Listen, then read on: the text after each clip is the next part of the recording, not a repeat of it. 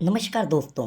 आज हम जिस अभिनेत्री के बारे में बात कर रहे हैं वह 80 के दशक की सबसे पॉपुलर एक्ट्रेस में से एक थी, जिनकी एक्टिंग की पूरी दुनिया दीवानी थी। जो न केवल एक मशहूर अभिनेत्री रही बल्कि इनकी खूबसूरती भी लाजवाब थी, जिन्होंने बॉलीवुड में महिला प्रधान फिल्मों की शुरुआत की। पर क्या आप जानते हैं, इस अभिनेत्री का पूरा जीवन ही विवादों से घिरा रहा और आज भी इनके बारे में अलग अलग खबरें आपको कई जगह पर देखने को मिल जाएंगी। क्या आपको पता है, ये अपने पिता की नाजायज़ संतान थी, जो कि साउथ फिल्मों के सुपरस्टार थे। इनके पिता इनसे सही ढंग से बात भी नहीं करते थे। और क्या आप यकीन करेंगे, फिल्मी करियर के दौरान 6 मशहूर अभिनेताओं के साथ इनका अफेयर रहा और 2 शादियां भी की। पर क्यों रेखा आज तक की सबसे विवादित अभिनेत्री मानी गई और क्यों रेखा आज भी विधवा होने के बावजूद अपनी मांग में सिंदूर लगा कर रखती है, बताएंगे आज की इस वीडियो में। पर उससे पहले आपने हमारे चैनल को सब्सक्राइब नहीं किया तो सब्सक्राइब कर लीजिए। वैसे तो आपने इनके बारे में बहुत कुछ सुना होगा। आज हम आपको इनकी कहानी सिलसिलेवार तरीके से इन्हीं के इंटरव्यूज़ और फैक्ट के आधार पर बताने वाले हैं। दोस्तों, फिल्मों से लेकर राज्यसभा तक का सफ़र करने वाली रेखा एक हसीन और जिंदा दिल इंसान मानी जाती है, लेकिन इनकी पर्सनल लाइफ विवादित, रहस्यमय और तकलीफ़ों से भरी रही।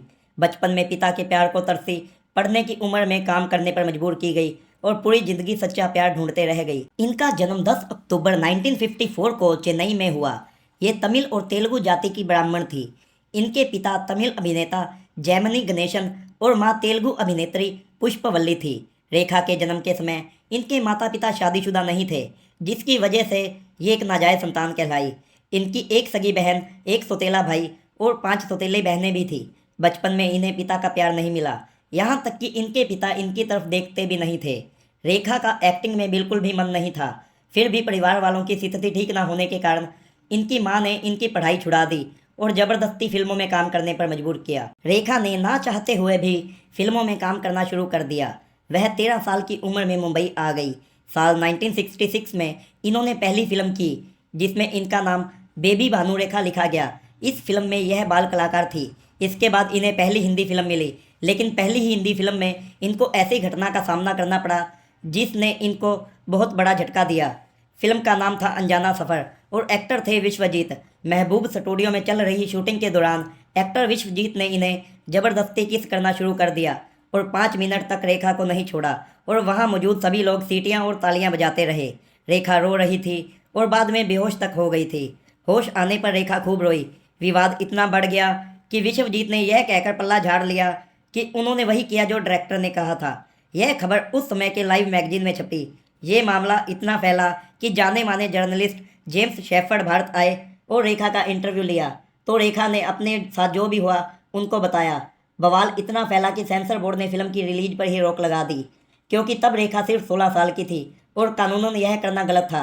रेखा की यह फिल्म 10 साल तक सेंसर बोर्ड में लटकी रही और फिर 1979 में जरूरी कट लगाकर दो शिकारी के नाम से रिलीज की गई। इसके कुछ महीने बाद मोहन सहगल ने इन्हें अपनी फिल्म सावन भादो में कास्ट किया, जो इनकी पहली हिंदी फिल्म कहलाई। सुपरहिट होने के कारण इन्हें कई फिल्में मिलने लगी। इस फिल्म में काम करने के दौरान रेखा और नवीन निश्चल करीब आ गए और तब की फिल्म मैगजीन में कई सारी खबरें छपी। लेकिन दिल फेंक माने जाने वाले नवीन का दूसरा अफेयर शुरू हो गया और मायूसी के साथ रेखा इस रिश्ते से दूर हो गई। हालांकि कुछ सालों बाद आई फिल्म आस्था में रेखा ने नवीन के साथ ऐसे इंटीमेट सीन दिए जिन्हें देखकर उस समय सभी हैरान रह गए थे। अब बात करते हैं इनके दूसरे अफेयर की।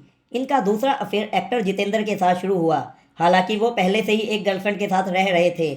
उनकी गर्लफ्रेंड का नाम था शोभा कपूर, पर उस समय शोभा अपनी जॉब के कारण विदेश में ज़्यादा रहती थी और जितेंद्र ने इसी का फ़ायदा उठाते हुए रेखा के साथ नज़दीकियाँ बढ़ा ली। 1972 में बीएन घोष की फिल्म एक बेचारा की शूटिंग शिमला में चल रही थी और यहीं से इनका अफेयर शुरू हुआ। 1973 में रिलीज फिल्म अनोखी अदा में जोड़ी रिपीट हुई। फिर इस जोड़ी ने कई फिल्में साथ की और इन्हें कई जगह पर घूमते हुए भी देखा गया, पर यह लव स्टोरी कब बिटर स्टोरी बन गई पता भी नहीं चला। एक दिन दिल फेंक जितेंद्र रेखा को डेट तो कर रहे थे, पर वो शोभा को छोड़ने को तैयार नहीं थे। इसी बात पर इन दोनों में काफ़ी झगड़े होने लगे। रेखा की बायोग्राफी लिखने वाले रेखा द अनटोल्ड स्टोरी के राइटर यासिर उस्मान लिखते हैं, फिल्म अनोखी अदा की शूटिंग के दौरान जितेंद्र कुछ जूनियर एक्टर के सामने कह रहे थे, रेखा तो मेरा बस टाइम पास है। ऐसा कहकर जब वो शेखी भगा रहे थे, उनकी बात को रेखा ने सुन लिया और रेखा वहां से रोते हुए भागी और मेकअप रूम में जाकर घंटों रोई। शूटिंग कैंसिल हो गई और वो सेट से और जितेंद्र की ज़िंदगी से दूर चली गई। जितेंद्र के बाद रेखा की जिंदगी में एक्टर किरण कुमार की एंट्री हुई, जो एक्टर जीवन के बेटे थे।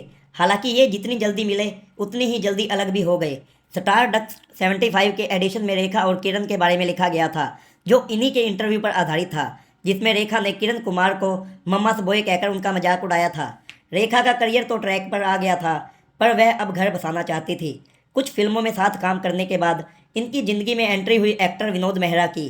विनोद पहले से ही 2 शादियां कर चुके थे और दोनों से तलाक भी हो गया था। हालांकि उनकी छवि भी दिल फेंक आशिक की ही थी, लेकिन उन पर फिदा रेखा उनके बिना एक पल भी जीने को तैयार नहीं थी। रेखा की किताब रेखा द अनटोल्ड स्टोरी के अनुसार रेखा और विनोद मेहरा ने कोलकाता में शादी भी कर ली थी। इसके बाद जब विनोद मेहरा की पत्नी रेखा को लेकर घर गए तो उनकी मां ने रेखा पर चिल्लाना शुरू कर दिया और रेखा को नाजायज औलाद भी कहा और यहाँ तक कि उन पर चप्पल फेंक कर दे मारी। विनोद रेखा की साइड तक नहीं ले पाए और अपनी पत्नी को जलील होते हुए देखते रहे। रेखा वहाँ से निकली और एक होटल में जाकर रात काटी। रेखा को यही था कि जब विनोद ने साथ नहीं देना था तो शादी क्यों की। आखिरकार ये रिश्ता भी टूट गया। हालांकि रेखा मीडिया में इस शादी से इनकार करती रही, लेकिन इनकी शादी का सर्टिफिकेट एक फिल्म मैगजीन में 1986 में छापा गया तो रेखा के मैनेजर ने इसे फेक बताकर पल्ला झाड़ लिया। रेखा ने सिम्मी ग्रेवाल के शो में विनोद मेहरा को बस एक अपना शुभ चिंतक बताया था। अब बात करते हैं उनके सबसे पॉपुलर अफेयर महानायक अमिताभ बच्चन के साथ की। ये तो पता नहीं कि ये रेखा का प्यार था या पिछले जख्मों की मरहम, पर रेखा को अभी भी इस रिश्ते के साथ जोड़कर देखा जाता है। अमिताभ पहले से ही शादीशुदा थे। 3 जून 1973 को उनकी शादी हो चुकी थी। रेखा से इनका अफेयर की शुरुआत 1976 में फिल्म 2 अनजाने से मानी जाती है। रेखा और अमिताभ ने बैक टू बैक 10 फिल्में की। इनके अफेयर की खबरें किसी न किसी न्यूज़पेपर में आती रहती थी। इनका नाजायज रिश्ता यूं ही चलता रहा। रेखा के ऊपर अमिताभ का घर बर्बाद करने के आरोप लगते रहे, पर शायद रेखा को अब इससे कोई फर्क नहीं पड़ता था। कहा जाता है कि रेखा और अमिताभ के अफेयर ने जया बच्चन को हिलाकर रख दिया था, खासकर तब जब ऋषि कपूर और नीतू सिंह की शादी में 1980 में रेखा मांग में सिंदूर लगाकर और मंगलसूत्र पहनकर पहुंची। उस शादी में बॉलीवुड के सभी बड़े कलाकार और अमिताभ बच्चन और जया बच्चन भी मौजूद थे। रेखा को ऐसे देखकर खबर फैल गई कि इनकी शादी अमिताभ के साथ हो चुकी है। स्टार डस्ट की मैगजीन के अनुसार इसके बाद रेखा को जया बच्चन ने डिनर पर इनवाइट किया। रेखा डरते डरते वहां पर पहुंची। अमिताभ तब शूटिंग के लिए बाहर गए हुए थे। रेखा को लगा जया बच्चन ने उन पर अपनी भड़ास निकालने के लिए उन्हें बुलाया है, पर जया बच्चन ने रेखा को तमीज़ से डिनर करवाया और उनसे प्यार से बातें करती रही। जब रेखा वापस जा रही थी तब जया बच्चन ने रेखा से कहा, मैं अमित को कभी नहीं छोड़ूंगी। दोनों के बीच कुछ पल की खामोशी रही और फिर रेखा वहां से चली गई। कहा जाता है कि रेखा को उस दिन ये तो समझ आ गया था कि अमिताभ उनके कभी नहीं हो सकते। इसी बीच यश चोपड़ा ने फिल्म सिलसिला का अनाउंस किया, जिसकी स्टार कास्ट से हर कोई हैरान था। यश ने कमाल दिखाते हुए अमिताभ, रेखा और जया बच्चन को काम करने के लिए मना लिया। कहा जाता है कि यह उनकी फिल्म नहीं बल्कि रियल लाइफ स्टोरी थी। इसके लिए तीनों को कैसे राजी किया ये तो यश चोपड़ा ही जानते हैं। फिल्म सुपरहिट भी रही। अगस्त 2010 में बीबीसी को दिए एक इंटरव्यू में यश ने यह माना कि वो काफ़ी डरे हुए थे, क्योंकि इन तीनों के बीच में पहले ही काफ़ी नोक-झोंक चल रही थी और फिल्म की शूटिंग के दौरान अमिताभ और जया एक साथ काम पर आते, खाना खाते और फिर एक साथ ही घर जाते थे, जिसकी वजह से रेखा इग्नोर होने लगी और दोनों के बीच दूरियां बढ़ने लगी।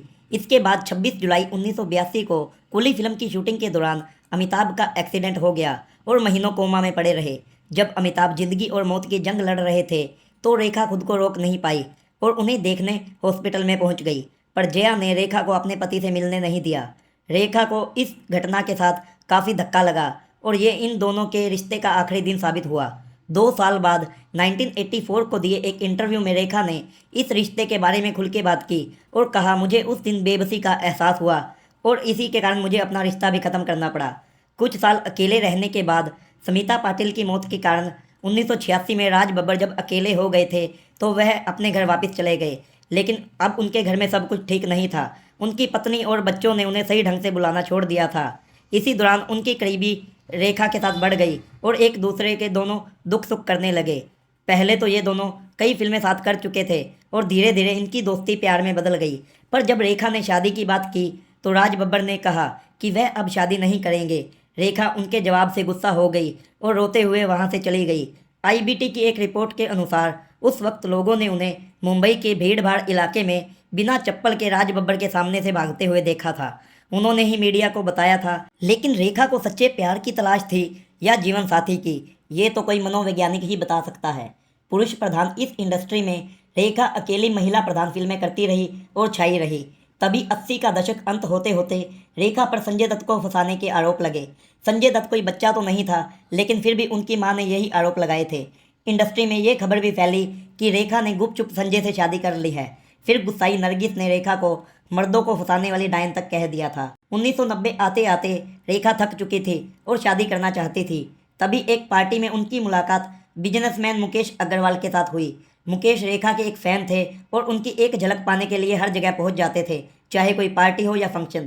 पहले तो रेखा ने कई बार उनको इग्नोर किया, फिर अचानक खबर आई कि दोनों ने गुपचुप तरीके से शादी कर ली। शादी के कुछ महीनों बाद पता चला कि मुकेश डिप्रेशन के शिकार है और रेखा उनसे दूर दूर रहने लगी। रेखा मुंबई में रहती और मुकेश दिल्ली में। फिर मुकेश काम धंधा छोड़कर उनके पीछे मुंबई आ गए और रेखा से ज़बरदस्ती मिलने की कोशिश करने लगे।